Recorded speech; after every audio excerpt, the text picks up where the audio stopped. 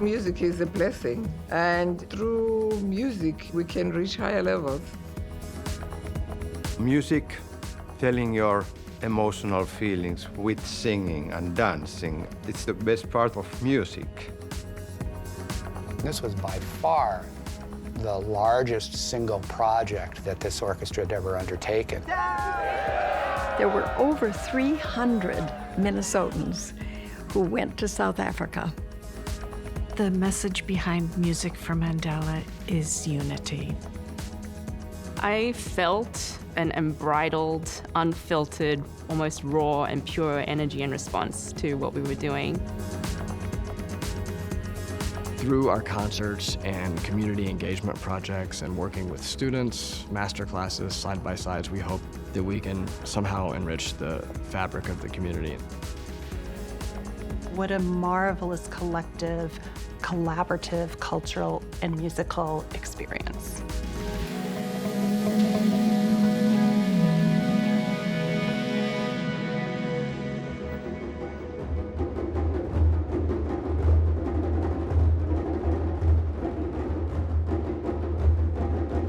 I think this is a very emotional evening for me, as Mandela's daughter.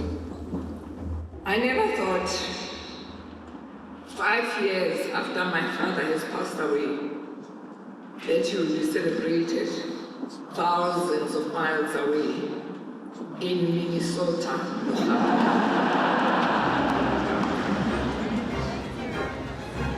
It was a Summerfest concert, and most importantly, the audience.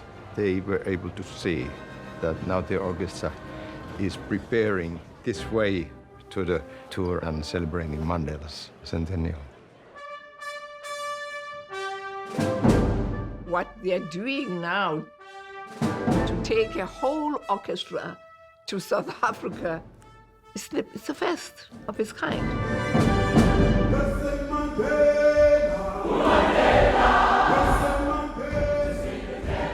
This is the first time that we'll actually have an American professional orchestra come to South Africa.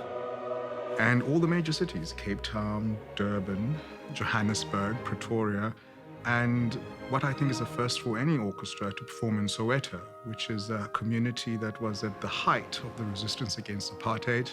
So that's going to be a truly special moment. My father used music, both personally and politically, throughout his life. While incarcerated, his influence grew through freedom songs, and he became the symbol for the global movement to end apartheid. My father realized that there was no easy way to freedom, and that none of us acting alone can achieve success.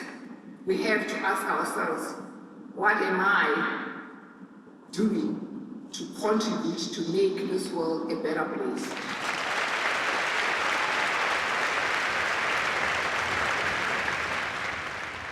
Our music could bring us together, and we could leave some small part of the world a more peaceful place, and we could share a part of ourselves.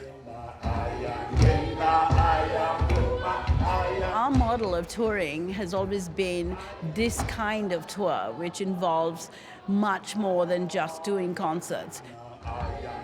We think that the world's a better place if ensembles perform together, sing together, and it always is magic.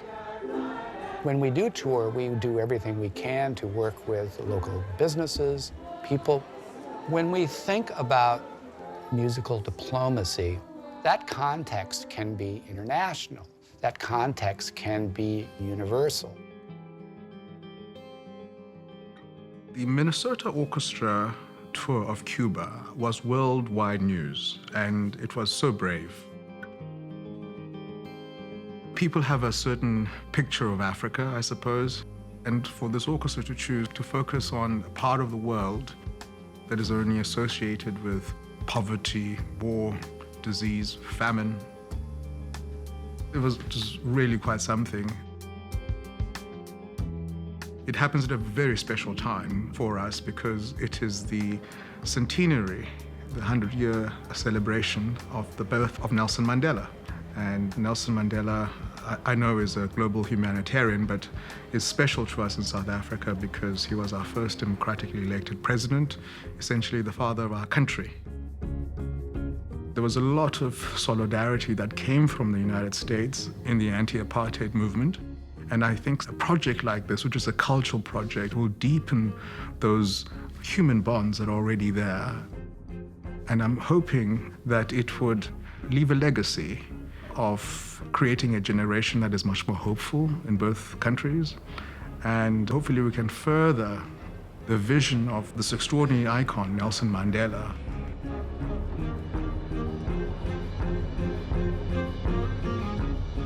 We still have huge challenges. You will see poverty and homelessness. You will see the elegance and the opulence of South Africa. But you'll also see amidst that a people who are warm, who are resilient, who represent what Africa is all about.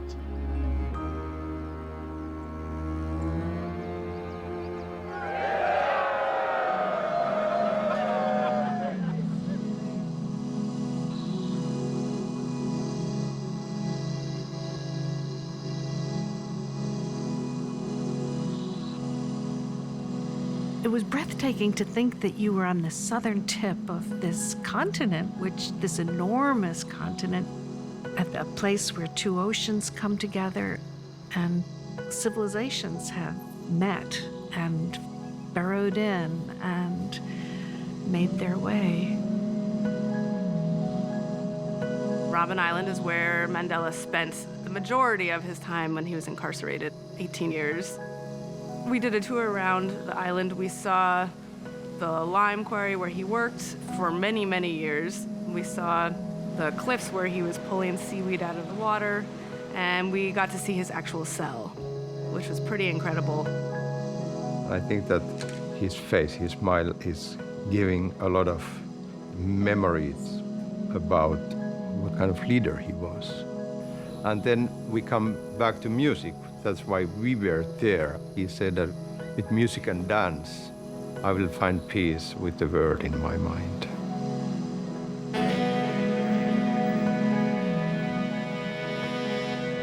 The Minnesota Orchestra musicians, they are such incredible artists. You watch them do just unbelievable things when they're playing music. But then again, they're also just human beings. And to walk around that island and to see them absorb what had happened there, and to maybe put a context on the reason for being there, it was a great honor.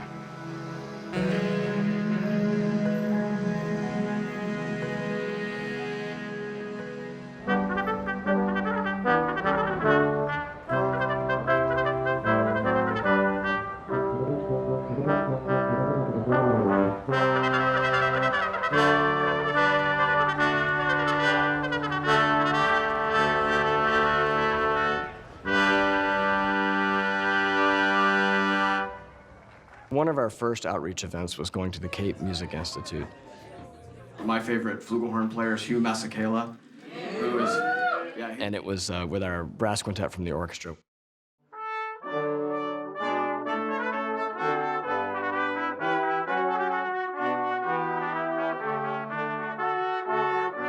We had an event today where we shared with each other our musical experiences. They shared with us, we shared with them, and that's music.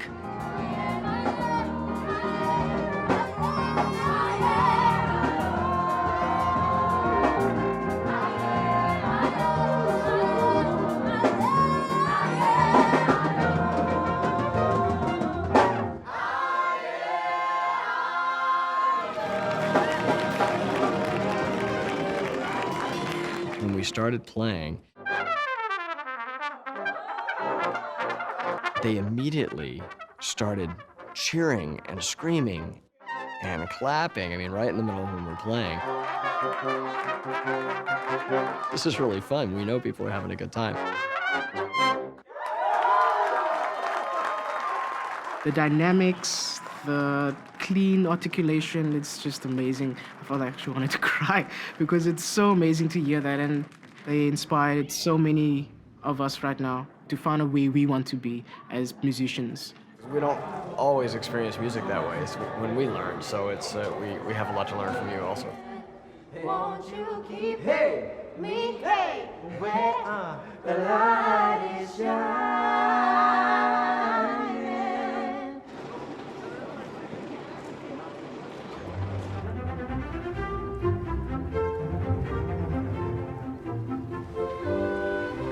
Here we are in Cape Town, and we have City Hall right behind me. It's really an elegant place. Inside, we could be in any of the finest concert halls in Europe.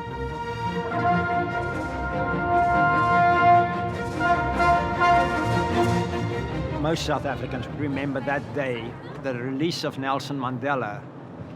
The average man coming out of prison after 27 years for what you believed in and what the whole world believed in.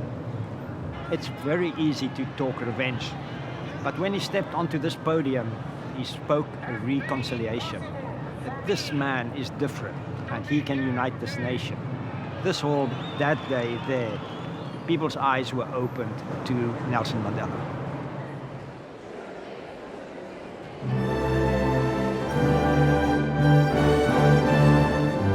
First of all, I think for America it's certainly significant to reach out to South Africa. This orchestra has done that. Through song, through music, people just rise up. They don't know each other, they can't speak to each other, but they sing together and you see the joy, you see how their eyes light up, and you see them crying. It's the first concert on African soil by American orchestra. That's the excitement.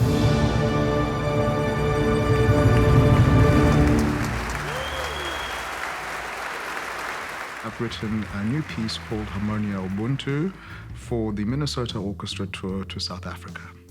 And Ubuntu is this Nguni philosophy, which to summarize means my humanity is tied to your humanity, which is something that Nelson Mandela was an extraordinary exemplar of, reinforcing each other's human dignity. I fell in love with the text that made me think, if I am doing what Mandela believed in, if I'm really trying to be a good person and I've forgiven and forgotten and it's all about reconciliation. Dr. Bongani Ndodana Breen knows where my voice thrives and he decided to put it up there in the clouds.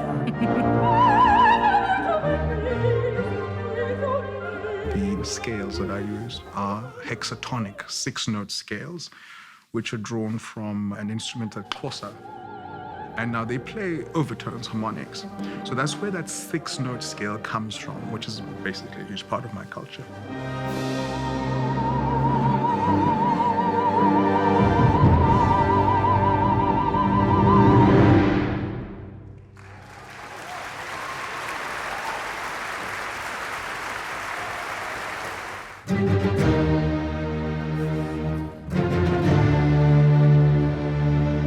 I felt that people really wanted to hear what we were playing, and they totally understood that.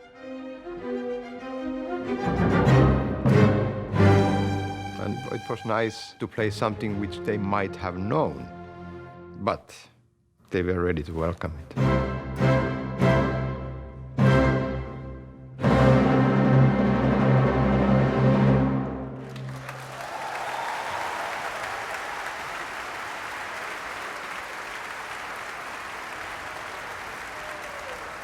We had 4 encores. I think they would have had us play all night. I mean, the way Osmo started was such a beautiful introduction, such a human way of connecting. Yeah, they've stolen our hearts. I mean, thank you for taking the time to learn South African music. Fully connecting not only with the audience, but very much in tune with what's happening as a country, even globally. It was well done. Great. Thank you.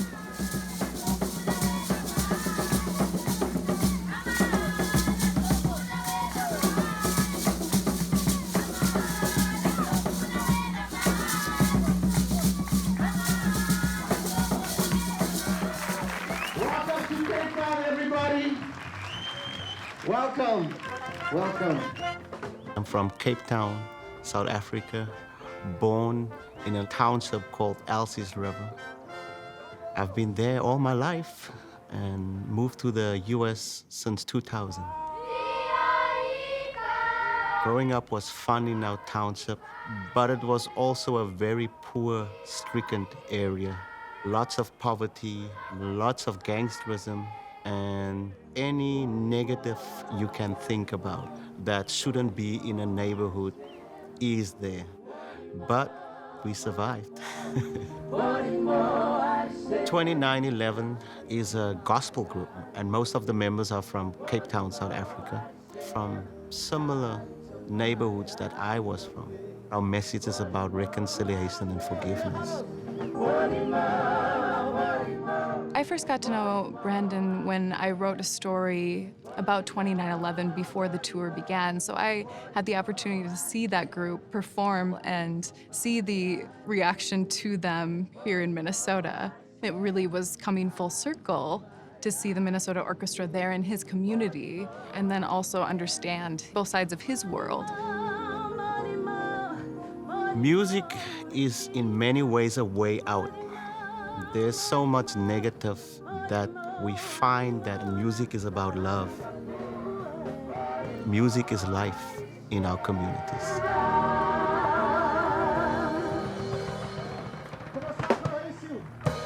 Kom ons gee vir hulle almal 'n lekker hand. I want to introduce to you some of our players from the orchestra. This is our string quartet here.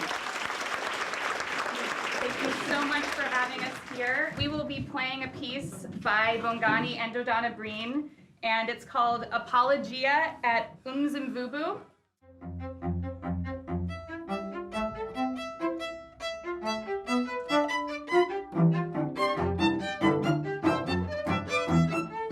Minnesota Orchestra was here. It was a mind-blowing experience. They touched my heart, brought everyone closer together, so they blew me away by playing. It feels like I'm in heaven.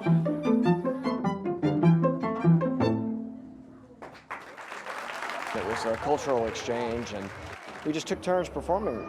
I am a small part of the world. I have a small dream in my heart. But if I tell you my dream, and if you add yours to mine, together we can reach up to the sky. It's amazing. The school apparently was burned down recently, and most of it was destroyed, and they've been rebuilding it.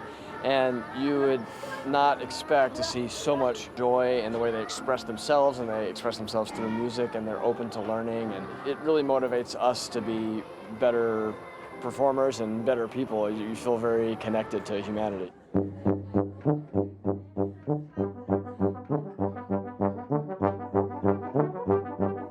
The sense of community doing it and just the fun, and again, it feels like a party. It feels like we're hanging out, playing for fun together with new friends. And they're so engaged and happy and really listening.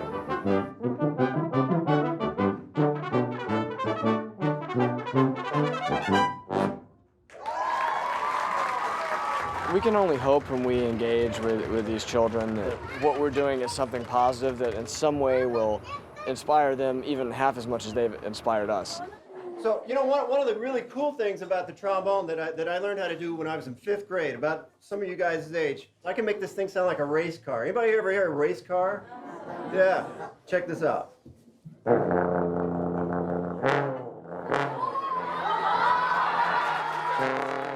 Music is not just a separate thing for them, it's part of their community, it's part of their culture, it's part of their life. They all sing and they all dance, and they all know the music of their community and culture. Seeing that makes us think differently about how we play classical music. There were moments where I had to pull away for a second and, blink away tears because it's just so beautiful. And you just realize the power of music to connect with other cultures. I was so blown away that one of the musicians, and this was not a rare occurrence, Sarah actually gave her violin to child who clearly didn't know how to play. And these instruments are nearly priceless. And she let this child just start to play. And the generosity of spirit that takes, I think just really represents what that mission was. They are just spontaneous, just letting us know what's going on, and we feed off that energy. When you look around and you see the odds that are stacked against at least some of these kids, and to see them just sharing their love of their art and of their heritage, it is inspirational. It was just magical. The Minnesota Orchestra and from every members of the press, they are moved, and I hope that you can see it on our faces, because we don't express quite as beautifully as you do. You are moving people. Thank you for the welcome. Yeah?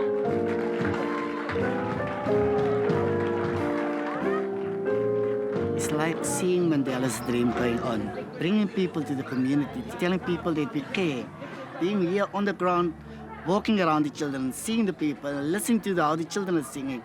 It is a really good experience for all of us.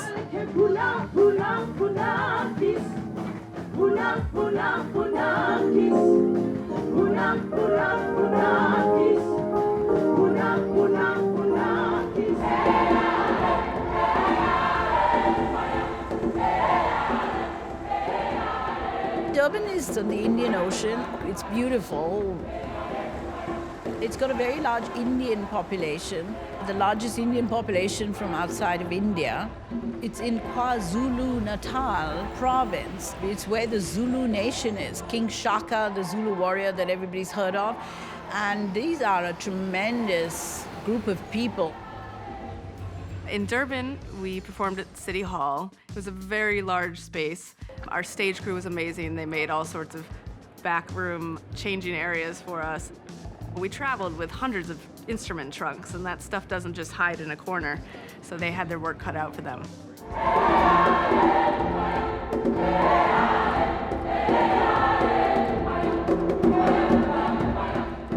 I think that the one specialty of that concert was the choir, which sang before we started to play.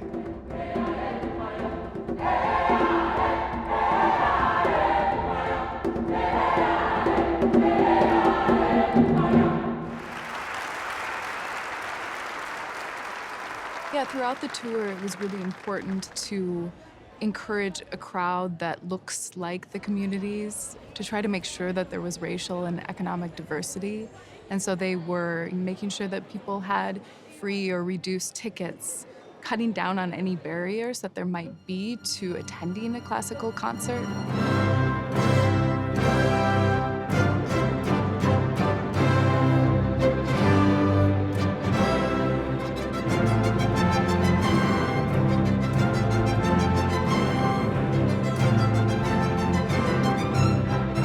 Durban holds a very special place in my heart because it's where I met a bunch of students. I'm still in touch with a lot of them on Facebook, and they'll say, I'm having trouble with this passage. I need to know more about this piece of music. I'm sharing what I know with them to the extent that I can, however many miles away that we are, and I enjoy doing it.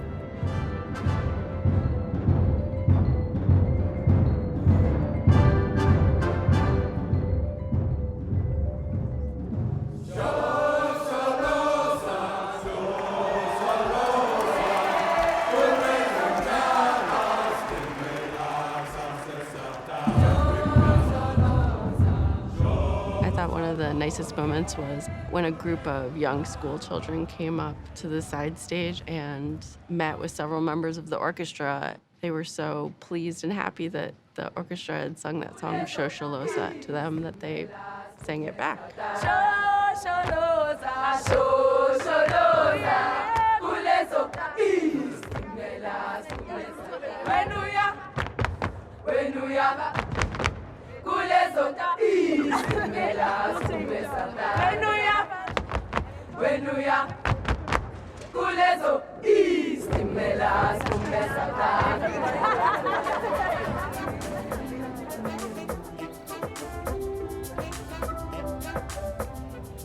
You can't go to Africa and not go on a safari.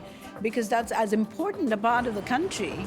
The allure of the country is wild game and the majesty of giraffes and elephants and rhinos and lions. Just incredible to see in the wild.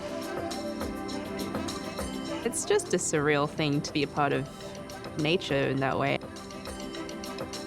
Everybody really had a uniquely positive bonding experience. You're in the presence of such power, and it gives you such respect and appreciation for how removed we are from that reality. It was magical as always. I have to say we were very lucky. We saw so many of the major animals, the most beautiful, majestic, close-ups of elephants eating and the giraffe walking and the rhino. Incredible morning. Lucky Minnesota Orchestra, really. The coolest moment for me was when a female elephant came down the hill and seemed to be going fast and then just took her trunk up and smelled all of us, and it was so cool. We were very lucky with what we saw. Even the hippos coming out of the water was so wonderful. The Daga bull, buffalo, that was also very special to me. For the first time in my life, I think I know where we actually fit in this world.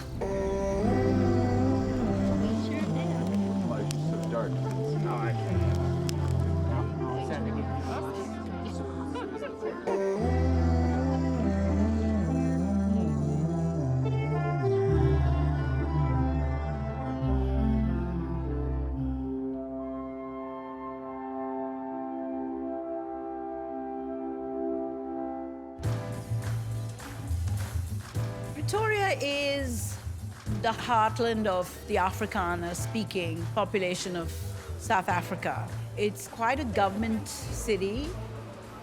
There was a reception at the American ambassador's residence, and we got to interact with all these local important figures. It was a very nice event.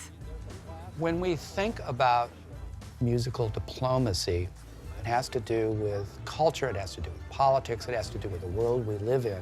We realized that we were playing a real diplomatic role. We were a part of something perhaps even bigger than we had imagined. And we'd been thinking pretty big. This is really an extraordinary honor. It is an honor to partner with the Minnesota Orchestra, to receive them on behalf of their government in South Africa, and then to share them with our South African friends and partners. It's a particular honor to do so in the context of the Mandela centenary. Susie and Becca and I played a trio by Dvorak.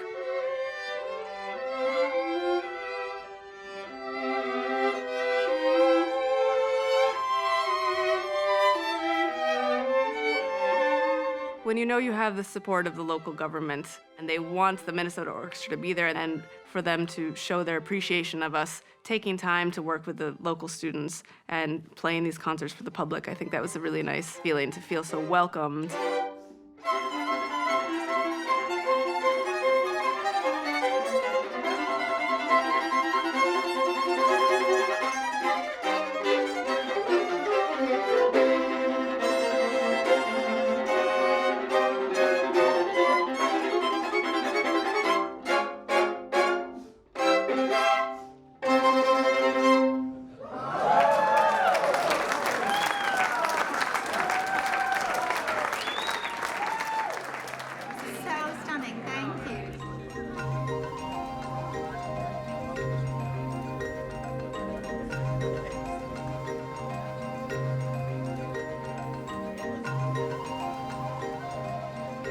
Pretoria. It's got many universities.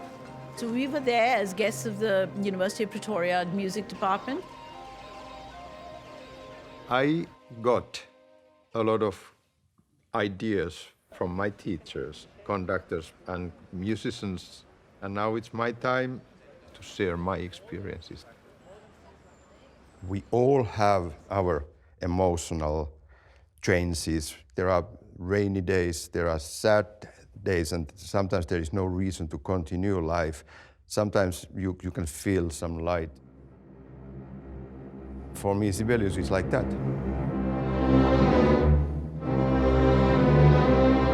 So the composer is the highest author. You have to go to that way. We are performers. The composer is there, and we must go to that way.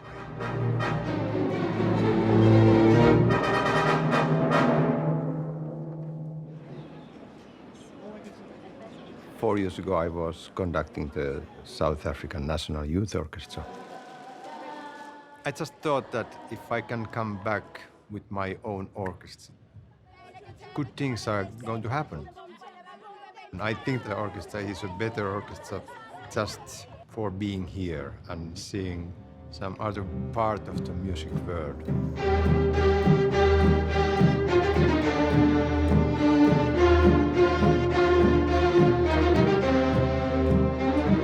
University of Pretoria was where we got to meet up with the South African National Youth Orchestra and do a side-by-side. I think that's where we literally sit next to the students while they play some repertoire.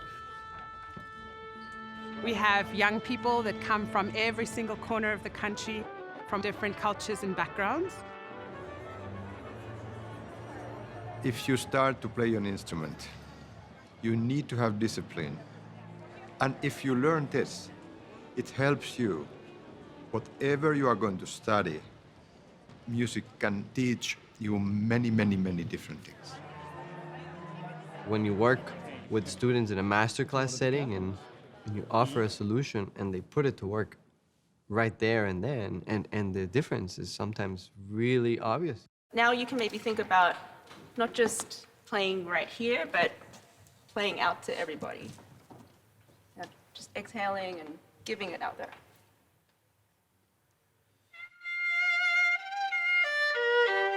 Great. So I think that was a lot better too. There were lots of questions which sort of stumped us, such as, what do I do if I have no teacher and I don't have YouTube? How do I learn how to play? Like when you do a brushstroke? So I think it was challenging for all of us to sort of figure out how to solve these issues. You can think more about the shape and not anymore like the smaller beats. Thinking about and how it continues. So when you stop playing, somebody else takes it over. They continue.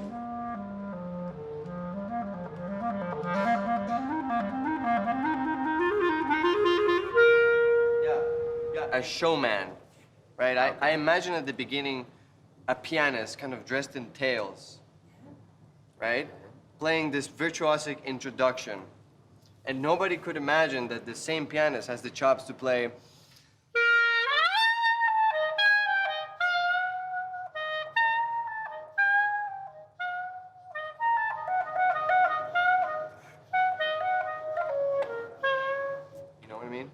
So it has to be very, expressive. So I think the beginning can be very kind of classical. And then whenever you do have the tune, I do want to hear more. It's a little tamed at the moment, I think, especially at the end. It really develops. It takes us to a lot of places. That's very good. I didn't have to tell you it. You figured it out. Okay, now up to tempo.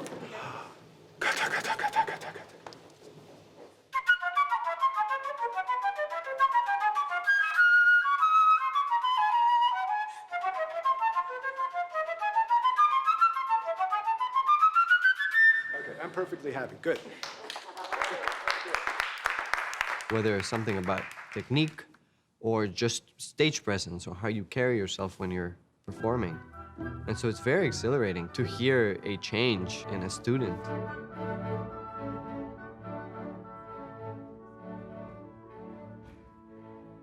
We've been coaching these great students for a couple days now. We're friends. And I brought some extra mouthpieces from the United States they might find different or helpful for them to play. Wasn't expected at all. Yeah, it's really cool. Yeah. And we get to try them all out and see. See from foot. Yeah. Bar 31. Nelson Mandela was a huge hero in our country. Without him, this probably wouldn't happen because Back then, it was very segregated, and so music for black people or people of color was not accessible. Now, we've got access to instruments, and we can play with orchestras, and we can play with other people of different colors as well. I'm so happy that I was part of this experience. It will be my driving force for forever now. Almost all music should be connected to dance.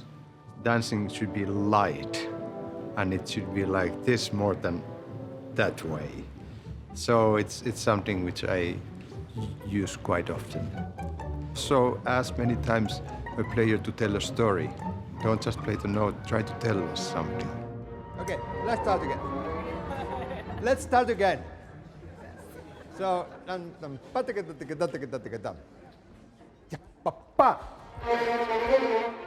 we had 1.5 hours to put the masters and students together, the Minnesota Orchestra and the South African National Youth Orchestra. It was a great session, so much energy from both sides. I know that the students, they were learning, but it goes the other way around too. Our professionals were learning many things from them. And what happens during these sessions is that the students immediately start to play better because their self-confidence is higher because someone is like backing them all the time.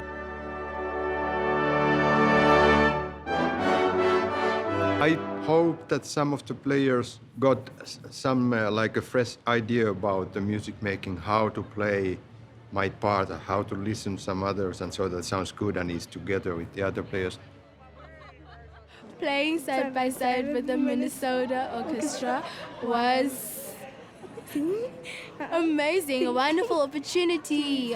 Yeah. And great experience as well because they taught us many things and that we can keep practicing and keeping it. What they taught us, we can keep it through our journey. We taught the Minnesota Orchestra Kwela Kwela. It's an African music piece. Our musicians were having to learn this improv. And then all of a sudden we looked and there were musicians dancing with their seat partners. It just felt like we were experiencing something that was so spontaneous and so real. There wasn't a dry eye in the house.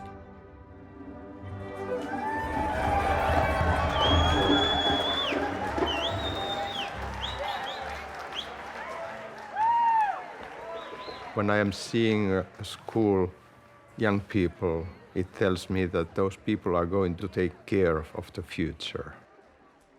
And when the education is there, it means better future.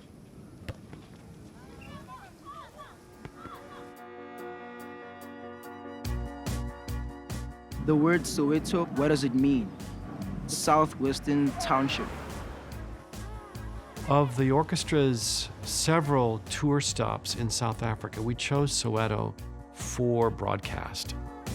Soweto is a vital part of the story of South Africa.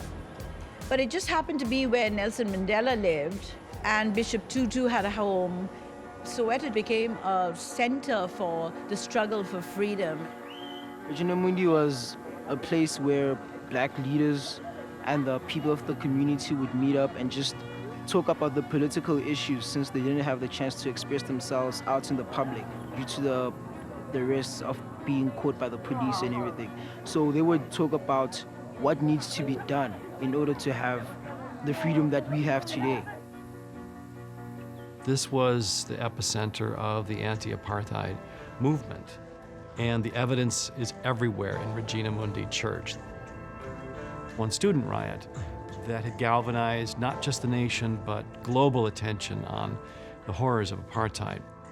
In June of 1976, when student protesters fled into the relative safety of the church, and the police followed them, shooting up the place, and those bullet holes remain as a reminder of that time and the struggle. Nelson Mandela actually inspires me because he fought for the freedom. He didn't use any violence. He just believed in the power of using your words. Even though he had his own mistakes, but in the end, he managed to get us the freedom that we have today. We just left Nelson Mandela's home where he lived, so it was really powerful. You know, I just finished his autobiography, so it was really interesting to actually be in the house and really inspiring, I think, because, you know, we're playing this concert tonight in Soweto.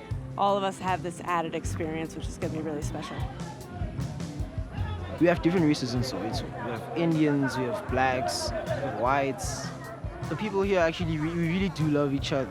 We support each other, and that's really beautiful. An orchestra from the US to collaborate with black South Africans in Soweto even, it actually is quite amazing. We get to be ambassadors for our country and for bridging cultures, which is what this is all about.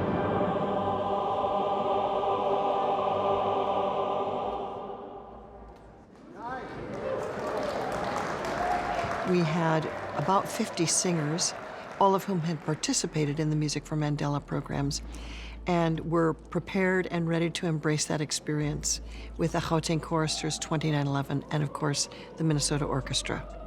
The South African traditional songs were completely foreign to my singers. It was a challenge to learn the South African texts, Zulu and Xhosa and Sotho and Afrikaans and all of these different languages. You know, in Xhosa we've got 4 clicks, you know, and then we've got, and then I always say we've got the voiced one, which is The learning of the clicks was horrifically terrifying for all of us. The mechanism to make these clicks, it's interesting because anyone can do it. They're very common sounds, but they're made by creating this small little vacuum with your mouth and then sucking the air in with your tongue to make this popping sound.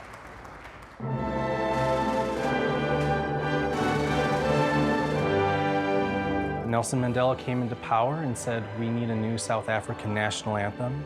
And he took this song that simply means God bless Africa and said, this is now going to be part of our national anthem.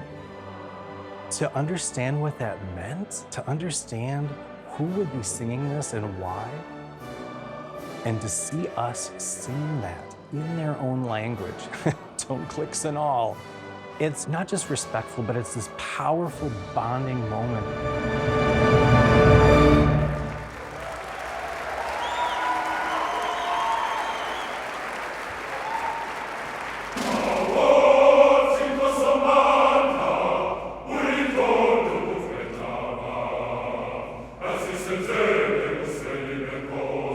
My counterpart, Sidwell, was remarkable in the way he connected so directly to the music and seemed to just draw it out of my singers.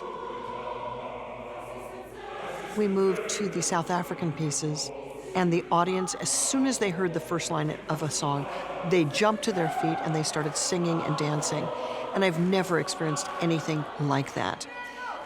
That type of audience participation, just sheer joy and excitement around the experience of coming together and making music.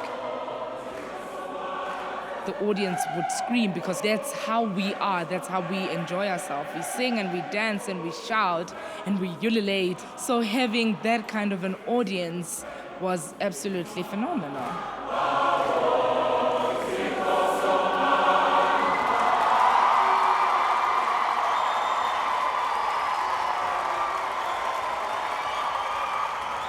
The piece, as we were taught it, literally just is the sound of a train moving. It's shoshaloza, shoshaloza, but it's kind of an onomatopoeia playoff of this train moving forward.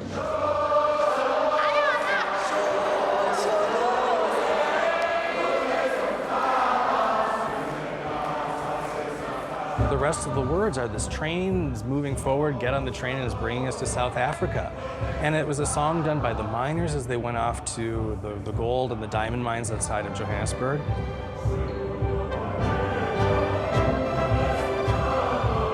But also it has this rich history of it was a song that Nelson Mandela, when he was doing his forced labor, was using it as a work song to move forward.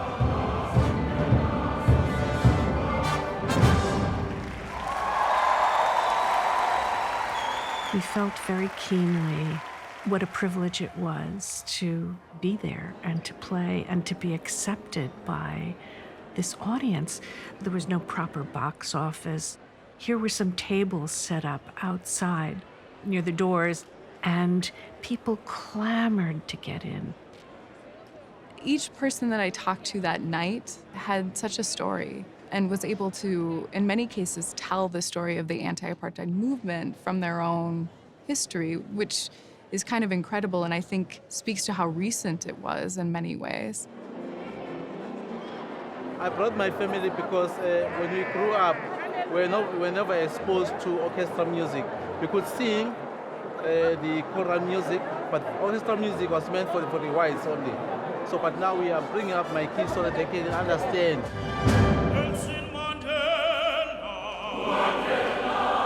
A musical exchange where our musicians are working alongside their musicians, creating art, creating connection. We wanted to be in that same space and tell that story to Minnesotans because this is who we are. This is who we are as a state. This is who we are as artistic partners doing these surprising things. And so this was important for us to be there. The music and the musicianship of the choristers and the people we came across and how much they love music and how they respond to it and also how much they give it and the generosity and the warmth that is so just pure was really, really inspiring and powerful and moving to me because it's a way of transforming that pain.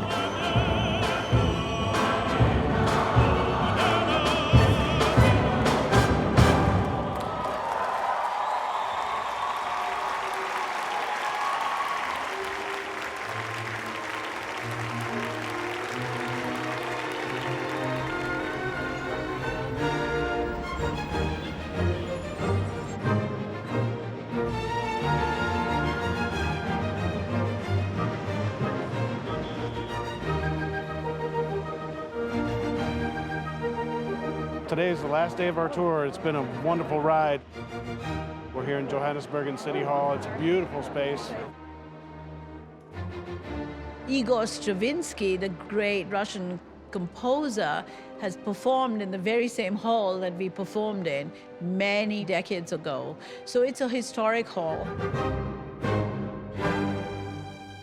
It's really inspiring to be here, and the energy is palpable. You can really feel it, and it's exciting to be part of history, be the first American orchestra to play here. I feel like on this tour, music is really doing what it should be doing, creating a true sense of community.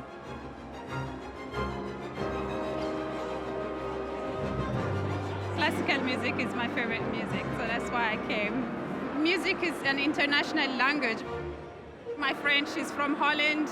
I'm from Africa, and he is from America, and music is the language of the world. So thank you for coming here and for producing this beautiful music to us. Thank you.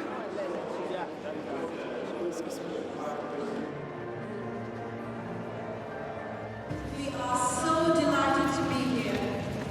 First of all, I would like to introduce the Consul General of the United States of America to say a few words, Mr. Michael McCarthy.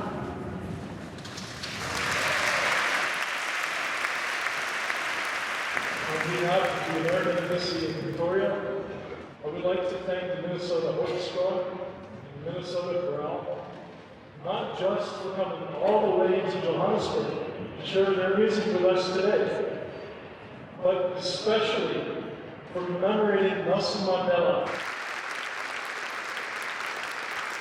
I think that the Ninth Symphony of Beethoven is such kind of cornerstone of classical music. And the importance of that piece is so obvious. Beethoven wrote in his last symphony not only for the orchestra, but for soloists and for the choir. It was like a new step, new room in a history of symphony to have the orchestra and human voices there. And it's the ode to joy, the text. So everybody, brothers, sisters, come together and let's enjoy. I think that that's a good message to everybody here in America, there in Africa, everywhere. If we can come together, we don't need to fight against each other. It's such a piece for unity, and there's one line in Beethoven's Ninth Symphony which Beethoven wrote, which says, "Alle Menschen werden Brüder, wo dein sanfter Flügel weht," which means all people will be brothers when your wing alights. And I think that's one philosophy we can have as people. Even though we're divided by borders, by all these oceans, by all these mountains, but we are all one family, one big family, which is called humanity. And I think what's special about music is that it can give us hope for tomorrow, and it can give us strength for today, and it can give us lessons from yesterday.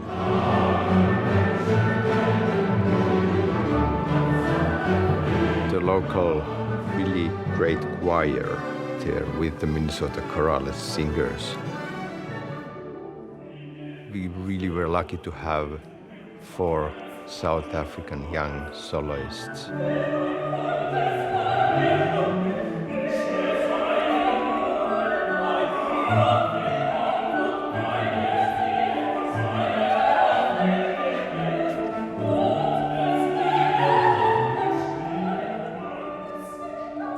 There's something about when the whole orchestra is playing, the choir comes in, it's so moving, and to feel the power of the choir behind you and the power of the orchestra around you, it's just incredible.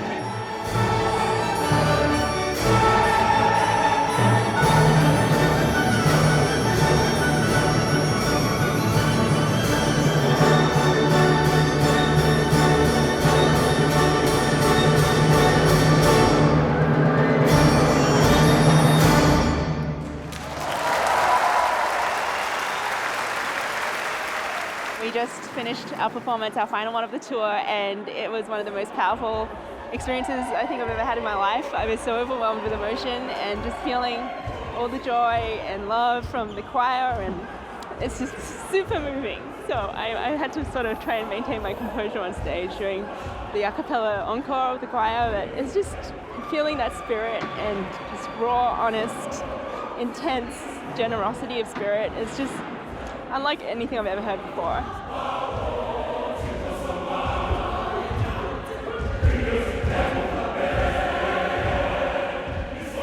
Music, singing, listening, and then the audience started to dance. I think that that's the best way of diplomacy.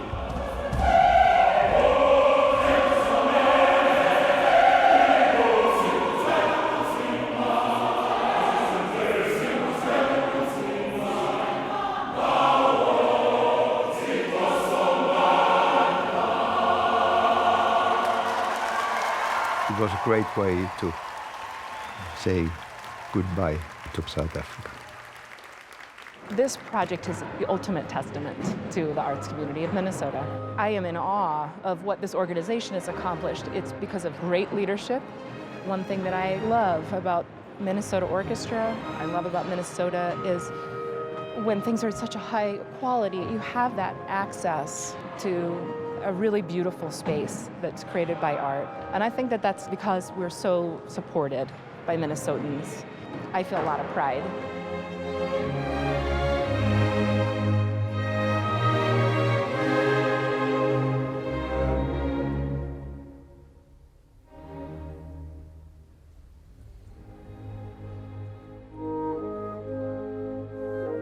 This was a very special kind of tour because the Minnesota Orchestra didn't just come here to play music, they came here to share. And it was great to see this wonderful orchestra playing our music and mentoring a lot of young people.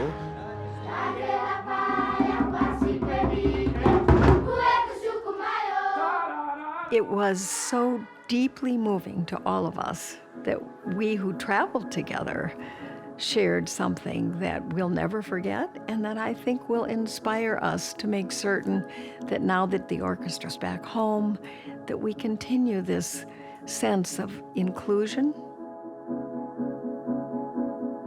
As I think about Nelson Mandela's leadership, this sense of forgiveness, the focus on freedom, and the way that he communicated to a nation and to a world and how he impacted individual lives, I think, is something that we all carry with us.